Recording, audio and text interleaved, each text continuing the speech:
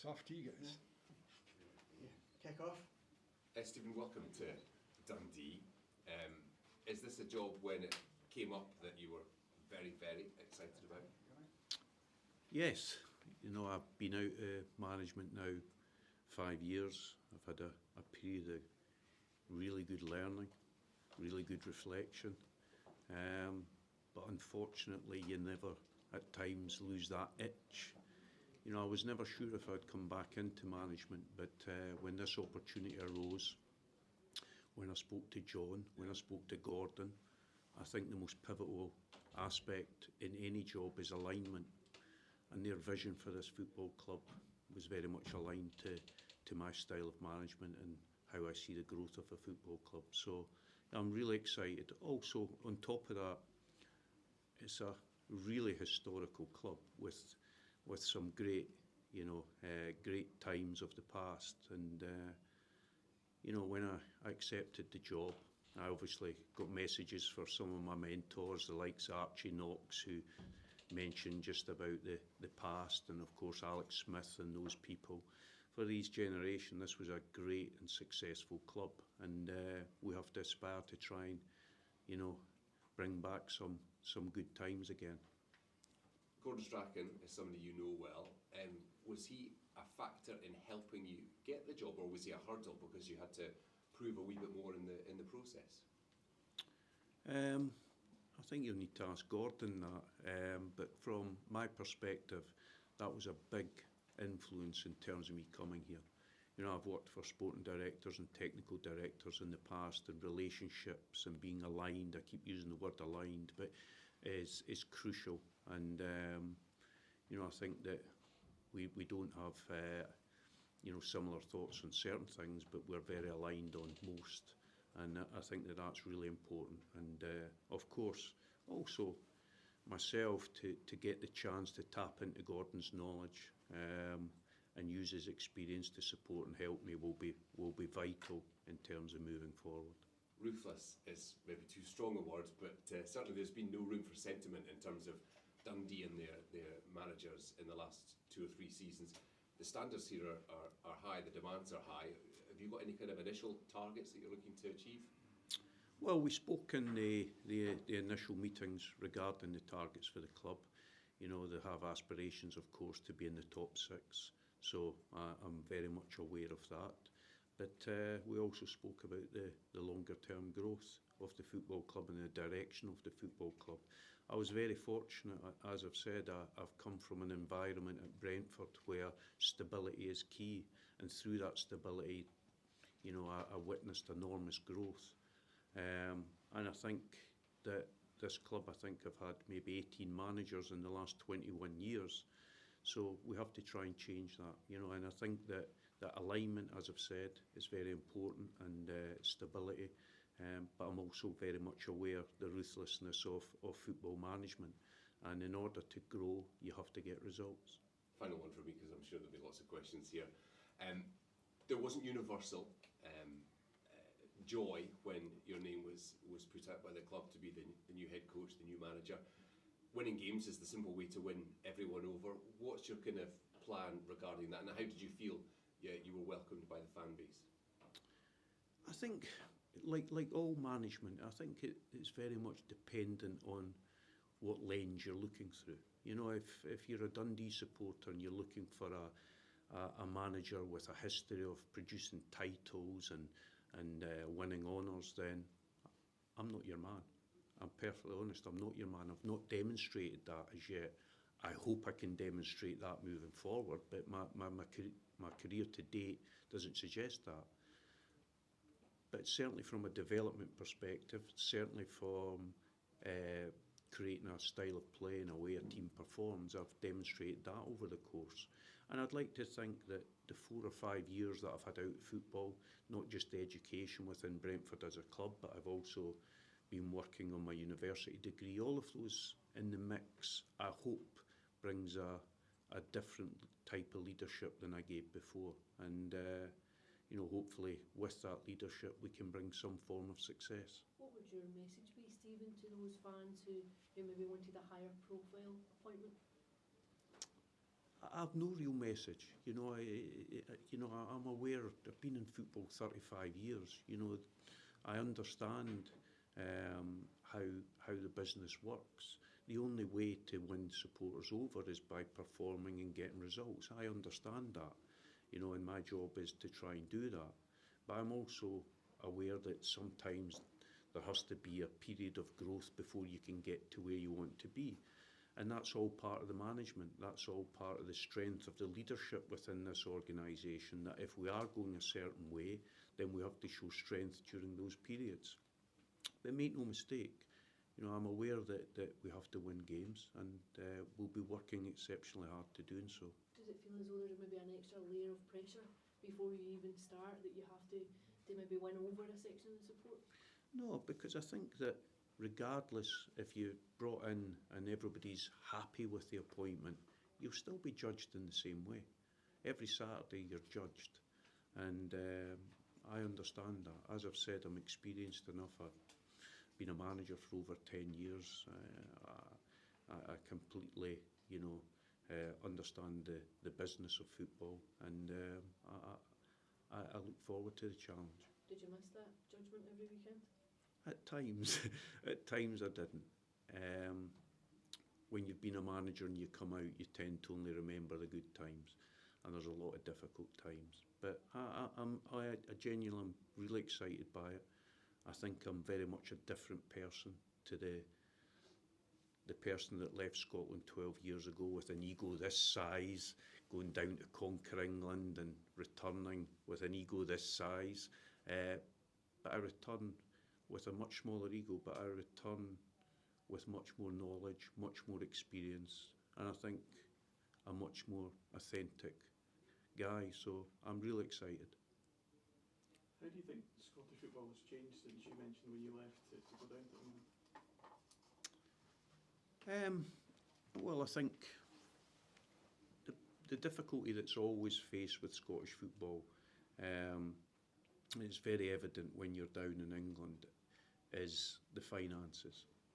You know, there's such a disparity between the finances of Scottish football to England. We were discussing it today, and I know sometimes the supporters don't understand this aspect, but the money in League Two with many of the clubs in England is far greater than it is in the Scottish Premier League. That's the harsh reality of it. So actually attracting players has become an issue for Scottish football, and because of that, to get players of a certain level, especially at clubs like Dundee, the way to do that is develop your own.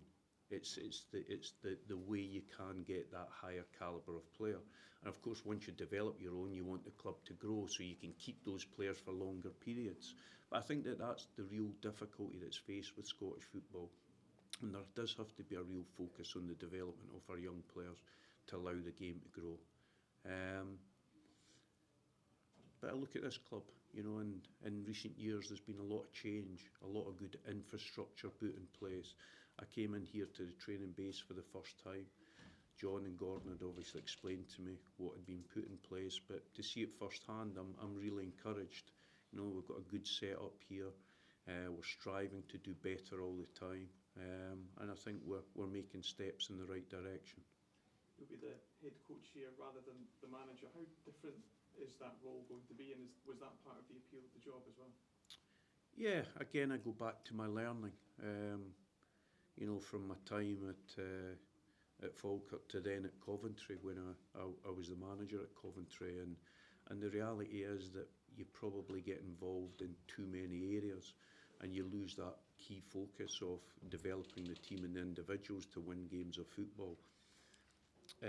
Even the recruitment aspect, you know, you get sidetracked with recruitment a lot. Well, at this football club, there's clear processes in place, and of course I'll have an influence on recruitment, but it's a collaboration around that, and I like that.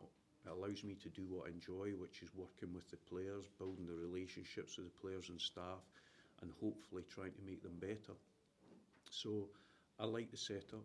I think that it's a setup that's common practice in England, common practice in all the top European leagues, and I'm beginning to see it being more evident in the Scottish game as well now.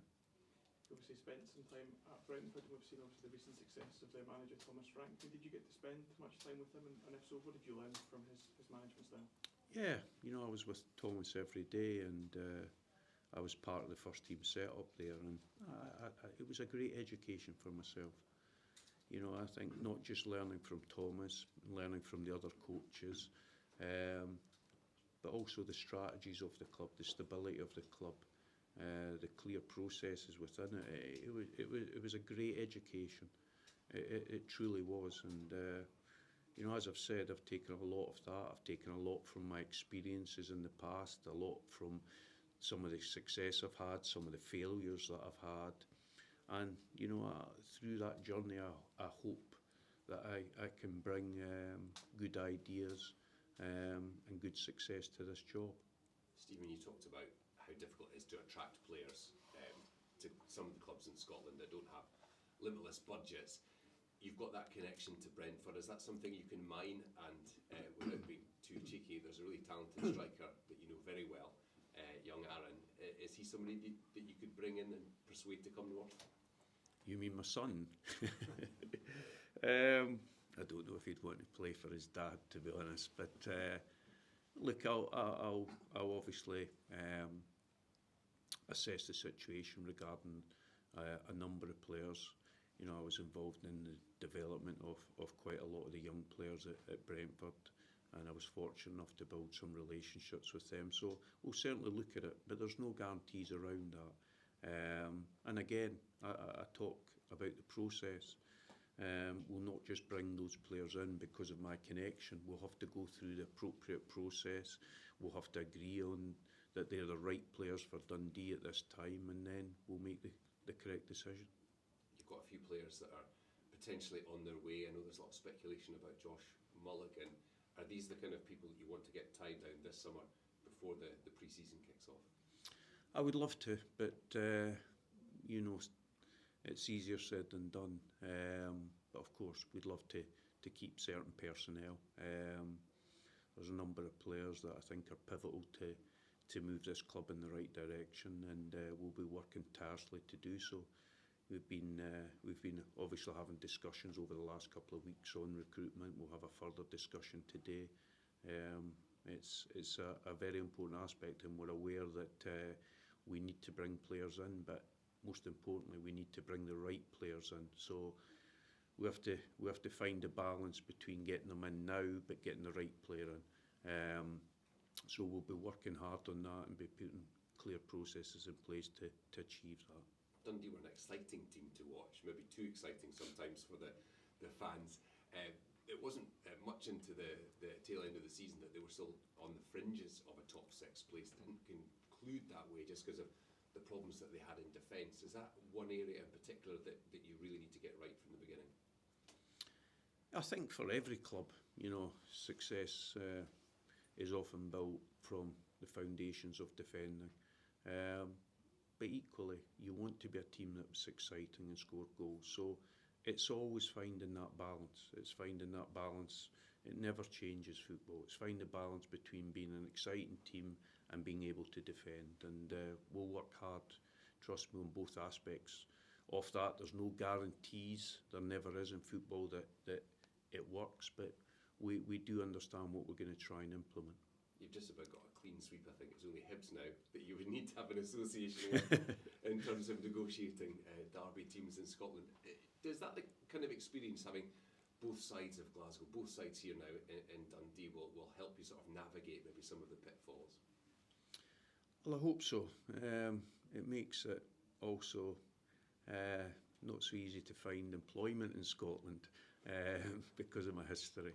But listen, it's the reality of it. And from being a player to being a head coach, nothing ever changes. You know, wherever I go, I'll apply myself fully. I'll give the club that I'm at my full commitment. And as I've said, I genuinely am really excited about this opportunity, and I'm very grateful to be given this opportunity.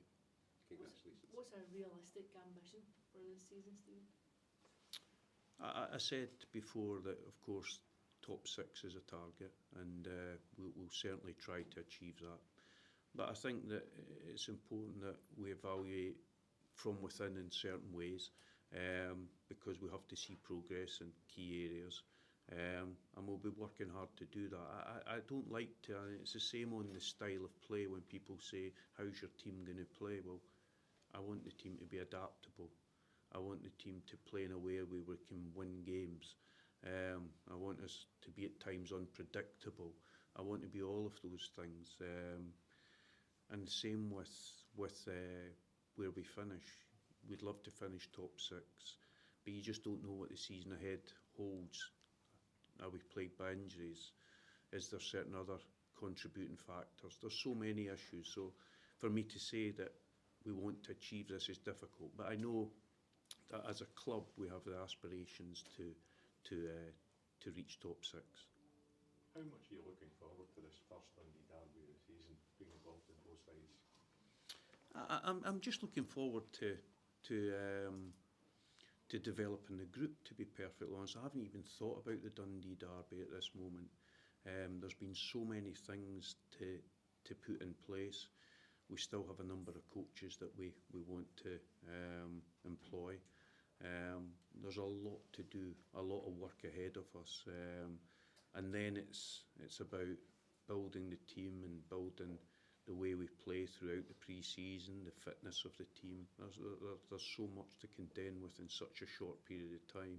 So the Dundee Derby, I'm sure, will take care of itself. How much do you think your involvement at Brentford with players on a day-to-day basis in the role that you had there will benefit you to build the squad into where you want to take it? Well, I hope so. You know, it was a really great role for myself in terms of education and understanding. It allowed me to form really strong relationships with the personnel and get to know the players. Sometimes it's true. Sometimes when you go from the transition of being a player to a manager, we forget the difficulties of being a player. We really do. And being a football player is a hard journey. There's so much vulnerability about it, so much disappointment, so much pressures around the job, and working with the players very closely, you know, reminds me of just how difficult that journey can be. And it's really important that, you know, that we have that type of culture within this club where you can be vulnerable and we're going to support each other, we're going to help each other, and we're going to make you better. And that's what I want to be. I want to be a manager where my players feel they can come to me, they feel they can speak to me on issues that they have, and they're not scared to do so. So I'm just excited. I genuinely am, and the role has allowed me to develop in that way. It's allowed me to develop my softer side in many ways, and hopefully that will benefit me moving forward. Why was Dundee Football Club the right move for you at this time? I go back to the alignment aspect, that I think it was just right. I'd done my 4 years. This was always a summer, this was always a juncture in my career where I'd finished my university degree, my daughter was finishing school, I'd always intentions to sell my house this summer, and I'd just chosen to leave the role at Brentford to look for other opportunities that I felt were right. And of course this opportunity arose, and I spoke to the club, and I just felt it was right. And as I've said, I think it's a club just now with really good potential. So you get a feeling, and I've got to say the feeling was right. Steve, you mentioned your coaching set up. There are gaps there. There are. Who are you looking to bring in as your assistant first off? I'm undecided on that, if I'm perfectly honest. If you look at my history, my long-term assistant was Neil McFarlane. Neil is also at Brentford, heading up the B team, and he's equally at a juncture in his career where maybe his next step will not be assistant coach but be manager. So I think the important thing for me is that I have got an idea in terms of how I want the role to function and the skill set of the individual. And I'm going to take my time because I want somebody that's going to come in with those skills. but also come in and challenge and allow the club to grow. So for the short term, we'll be looking into that area, and I think David Longwell coming in gives us that gap as well. He can support us initially, along with Scotty Patterson with the coaching, and then, you know, David in time will transition more into his individual development role, but certainly short term he'll provide some really important experience and stability in that area. What was your university degree in, Steve? Strategic leadership. Thank you. So-